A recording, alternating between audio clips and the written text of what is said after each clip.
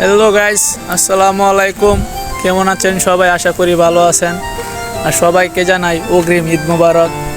আর এখানে এক বড় ভাই বসে আছে, দেখি তার কাছে যাই।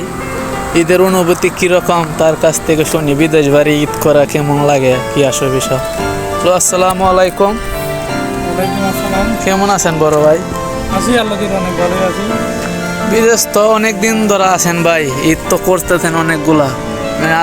আল্লাহ যদি রহমত করে কালকে আবার ঈদ করবেন, কোরবানির ঈদ। তখন বিদেশ বাড়ি ঈদ আপনার কাছে কেমন লাগে ভাই, একটু যদি বলতেন। বিদেশ বাড়ি ঈদ আমার কাছে খুবই ভালো। কেন ভাই?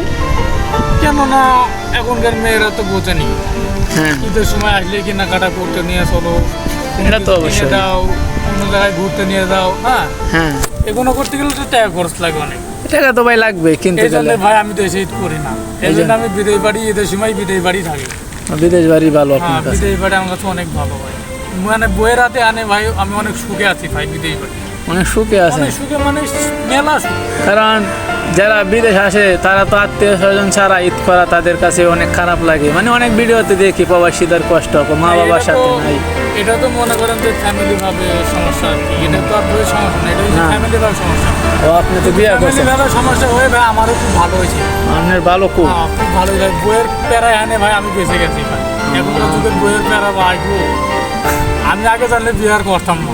বিয়ে করে ফাইসা গেছে খাইছে মানে মানে এই ভিডিওটা দুই মানে আপনার বউ বা আমার ভাবি হয়তো লাগে যে হ্যাঁ যদি দেখে তো আপনার খবর আছে।